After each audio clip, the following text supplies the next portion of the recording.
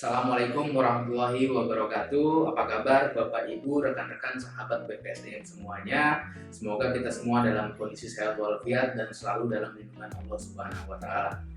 Ya, Bapak Ibu sekalian, masih bersama saya di sini Erwin Pradityo, Widya Iswara BPSDM Pemerintah Provinsi DKI Jakarta. Kali ini dalam pertemuan mikrolearning yang singkat ini kita akan membahas bersama tentang penatausahaan barang milik daerah, atau tepatnya dalam materi konsep dan pengertian barang milik daerah. Di materi pertama yang akan kita bahas adalah tentang pengertian dan konsep dari penatausahaan barang milik daerah. Namun sebelum kita masuk ke pengertian dan konsep penatausahaan, kita harus tahu apa itu barang milik daerah. Berdasarkan Peraturan Menteri Dalam Negeri Nomor 19 Tahun 2016, barang milik daerah merupakan barang yang diperoleh atau dibeli oleh pemerintah daerah yang dibebankan dari anggaran pendapatan belanja daerah atau berasal dari perolehan-perolehan lainnya yang sah. Nah, selanjutnya sekarang kita baru masuk ke pengertian dan konsep dari barang milik daerah.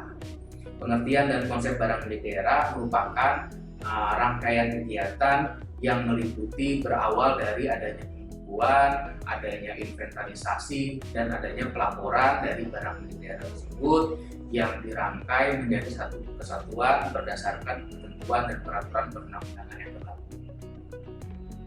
Jika tadi telah kita bahas bersama tentang pengertian barang milik daerah maupun tentang pengertian dan konsep penatausahaan barang milik daerah, sekarang kita bahas tentang cara memperoleh barang milik daerah. Dalam Peraturan Menteri Dalam Negeri Nomor 19 Tahun 2016 diketahui bahwa terdapat dua cara perolehan barang milik daerah. Yang pertama melalui proses pengadaan, lalu yang kedua melalui diperoleh dari perolehan lainnya yang sah. Nah, terkait dengan perolehan lainnya yang sah ini terbagi menjadi beberapa.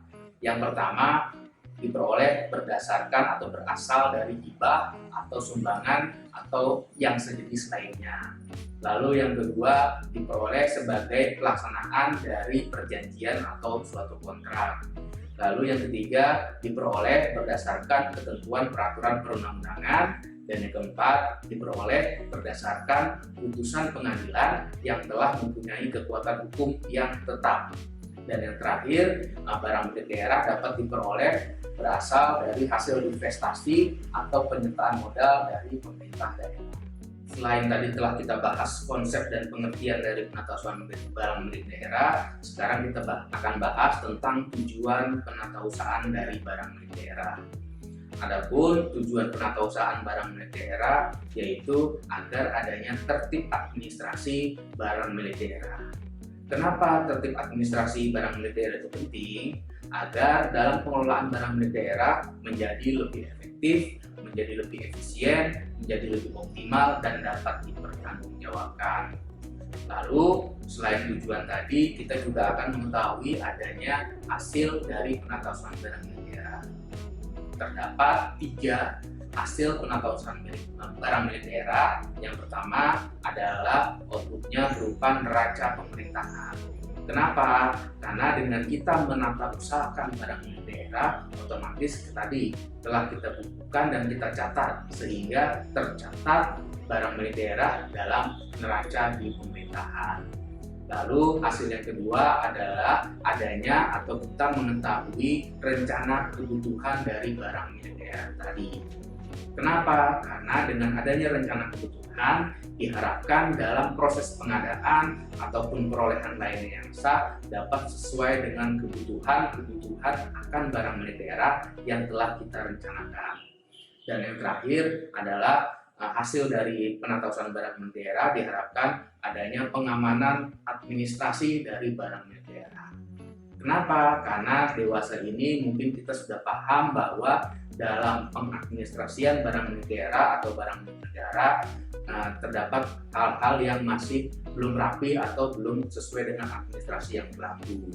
Jadi diharapkan dengan adanya penatausahaan barang milik daerah, pengelolaan barang milik daerah akan menjadi lebih tertib, lebih efisien, lebih optimal sehingga dapat lebih dipertanggungjawabkan.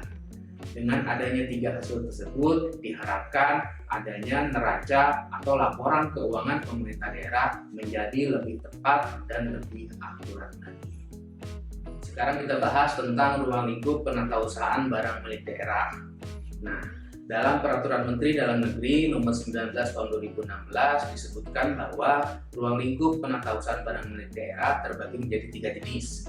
Yang pertama, penatausahaan pada pengelola barang milik daerah. Pengelola barang milik daerah adalah pejabat yang berwenang dan bertanggung jawab atas pelaksanaan koordinasi pengelolaan barang milik daerah. Kalau di pemerintah Provinsi DKI Jakarta, Bapak Ibu dan teman-teman semua kenal, yaitu namanya BPAD atau Badan Pengelola Aset Daerah. Ruang lingkup yang kedua adalah penatausahaan pada pengguna barang. Siapa itu pengguna barang? Pengguna barang merupakan pemegang kewenangan penggunaan barang milik daerah. Bapak Ibu sekalian dan teman-teman semua kenal kalau di SKPD yaitu Kepala SKPD atau Kepala Badan atau Kepala Dinas. Namun dalam pelaksanaannya dapat juga dilimpahkan kewenangannya sebagian kepada kuasa pengguna barang atau yang biasa kita kenal Kepala UKPD atau Kepala Unit Kerja Perangkat Daerah. Nah, ruang lingkup yang ketiga adalah penatausahaan pada pengurus barang. Siapa itu pengurus barang? Pengurus barang merupakan pejabat atau jabatan fungsional umum yang diberikan tugas untuk melaksanakan atau mengurusi barang milik daerah. Kalau di pemerintah daerah terdapat beberapa jenis pengurus barang. Khususnya di pemerintah Provinsi DKI Jakarta, pengurus barang itu ada 2 tingkat. Yang pertama adalah di tingkat SKPD atau biasa kita kenal namanya disebut pengurus barang. Namun ada juga di tingkat UKPD yang biasa kita sebut atau kita kenal adalah pengurus barang pembantu. Bapak Ibu dan rekan-rekan sahabat PPDM semuanya, sama-sama tadi telah kita bahas materi tentang penatausahaan barang milik daerah. Ada 3 materi yang tadi telah kita bahas, yaitu yang pertama adalah konsep dan pengertian dari penatausahaan barang milik daerah. Lalu yang kedua adalah tentang tujuan penatausahaan barang milik daerah, dan yang ketiga yang terakhir kita bahas tadi adalah tentang ruang lingkup penatausahaan barang milik daerah. Semoga ketiga materi tersebut dapat meningkatkan wawasan kita dalam pelaksanaan penatausahaan barang milik daerah, khususnya di lingkungan pemerintah Provinsi DKI Jakarta.